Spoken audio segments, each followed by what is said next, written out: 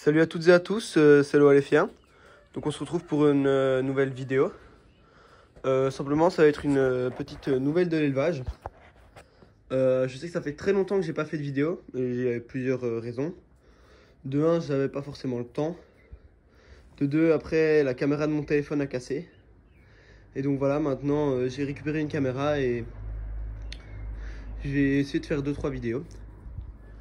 Donc pour l'instant ce sera son montage parce que je vous avoue que j'ai pas trop la motivation.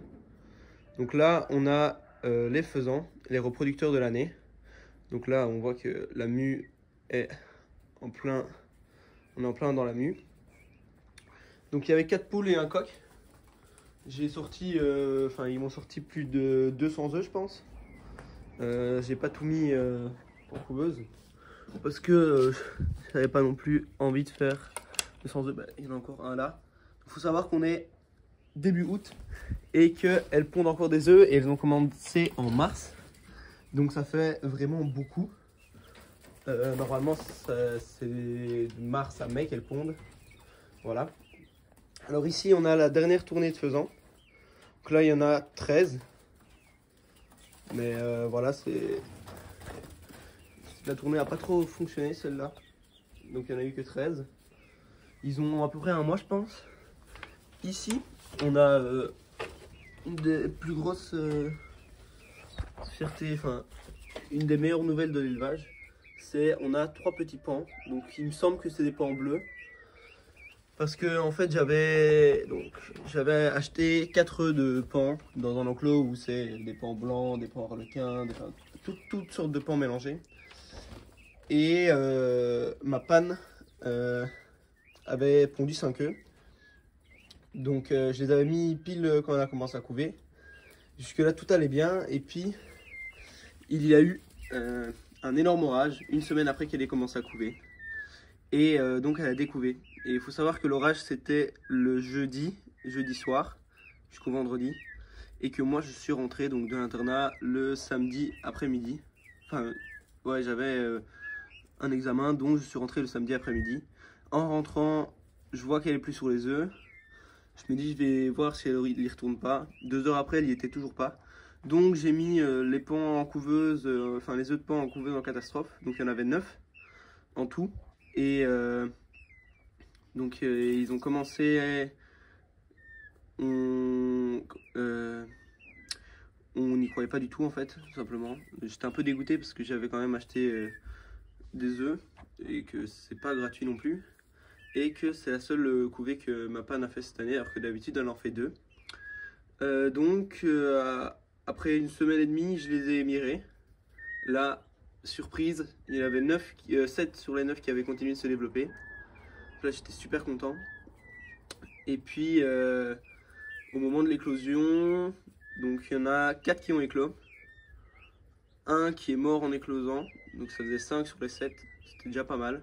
Et un qui est mort 2-3 jours après l'éclosion. Donc il faut savoir que les petits pans c'est super fragile. Et donc il est mort en fait quand mes grands-parents n'étaient pas là, ils ont changé d'enclos. Et à mon avis il a pris un coup de stress ou un coup de froid pendant le changement. Donc voilà, s'il y en a qui se connaissent bien en jeune pan, parce qu'en fait ils ont tous une aile blanche, une des plumes blanches au bout de l'aile. Et je ne sais pas si c'est un rapport avec harlequin ou si c'est juste des pans bleus normaux. Parce que je sais que mon pan, il me semble, avait ça, mais bon, c'est à 5-6 ans qu'il est né, donc il y a 5 ans, donc c'est compliqué de se rappeler. Donc voilà, j'espère que ces 3-là, ils grandiront bien.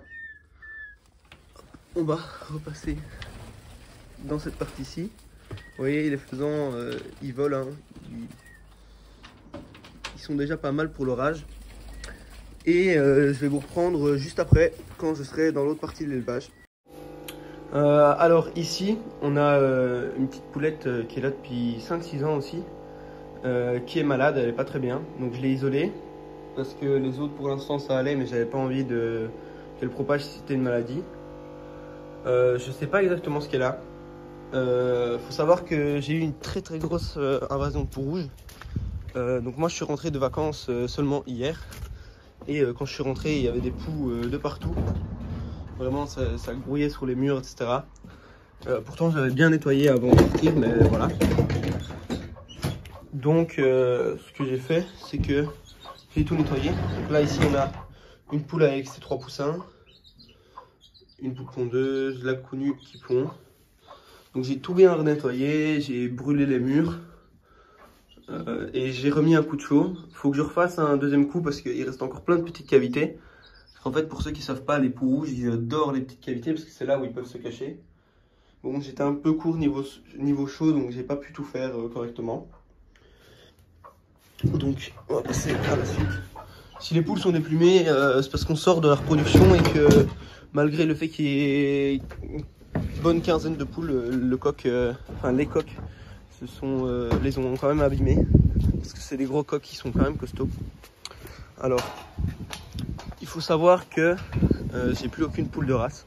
Enfin, j'ai des poules de race, mais j'ai plus aucun parquet de reproduction en poules de race. Ici, donc ça c'est des petites nouvelles. J'ai 2 couples de mandarins et un mâle sarcelle cannelle. Pour ceux qui auraient une femelle sarcelle cannelle en Belgique, ça peut m'intéresser. Vraiment, j'essaie de trouver une femelle, mais bon, soit c'est très loin, soit c'est à des prix affolants. Donc voilà, ils ont ça. Ils ont leur petit nichoir. Je vais bientôt les enlever, les nichoirs. Donc là, il y a un couple de mandarins qui avait fait 11 œufs. Mais tous les 2 jours, en fait, je retrouvais un œuf cassé hors du nichoir. Alors au début, j'étais pas sûr. Et en fait, je pense que c'est le mâle qui dérangeait la femelle et qui sortait les œufs. Alors ici, on a un tournesol qui a poussé sous l'abri. Rien de plus normal. Ici, c'est un changement que vous n'aviez pas vu, pour ceux qui se rappellent un peu de l'élevage. Avant, j'étais obligé de rentrer. Là, maintenant, il y a toutes les orties. Maintenant, j'ai fait une ouverture ici au milieu, en fait. Ça, c'est les jeunes poules, hein, elles sont à la vente. Je vais bientôt mettre des annonces.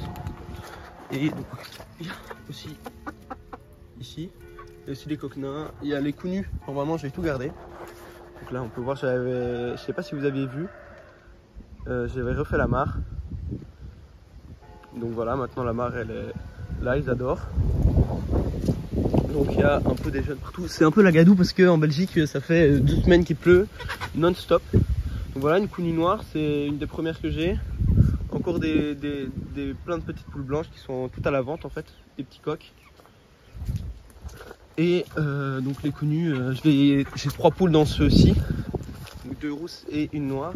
Et il faut savoir que mes poules de base connues ont 3-4 ans maintenant, donc je vais les changer parce qu'elles pondent beaucoup moins. Je vais garder toutes des jeunes connues cette année. Il y a aussi 5 pintades, donc voilà, encore on voit les petites poulettes blanches qui commencent à être belles.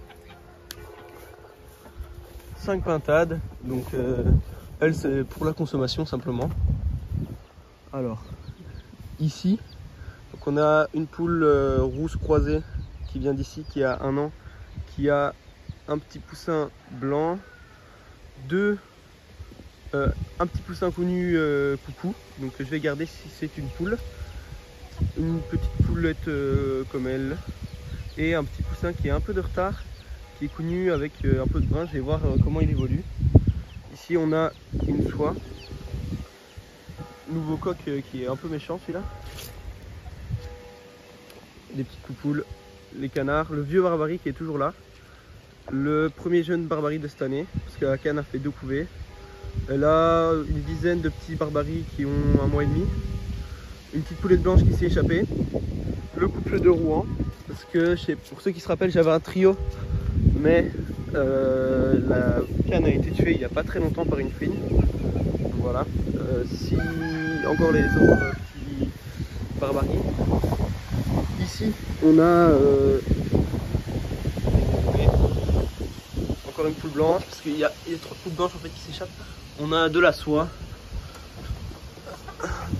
plein de poules naines en fait, des pékins, cochins, soie. On est très belles, hein. Mais dans tout ça, je vais garder que les soies, celle-là, l'autre qui était malade, et donc je vais vendre une comme ça et une autre petite rousse. Alors, au niveau des moutons, il me reste une croisée Suffolk, une Suffolk, un bélier Suffolk qui a moins d'1 an, une croisée Texel là-bas, Suffolk et une autre croisée Suffolk. Donc les Suffolk, on va essayer de faire des jeunes purs.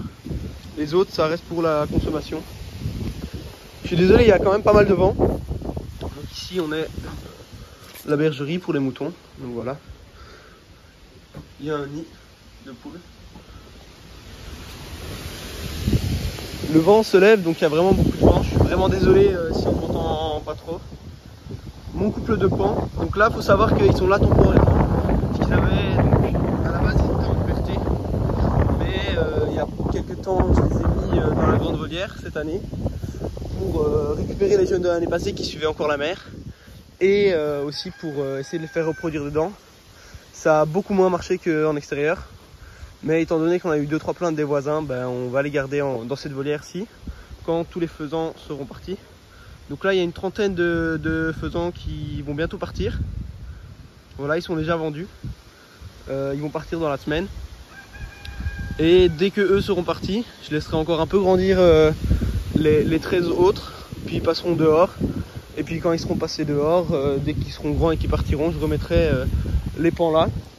Je replanterai de l'herbe ici pour pouvoir, quand elle aura repoussé, remettre les 5 faisans. Voilà. Donc voilà, on peut voir, il y a du petit monde quand même. Donc voilà, je vais essayer de refaire quelques vidéos. Je promets rien parce que j'ai pas forcément toujours le temps, la motivation, etc. Mais voilà, je vais essayer. Et merci d'avoir regardé. Et on se revoit peut-être dans une prochaine vidéo.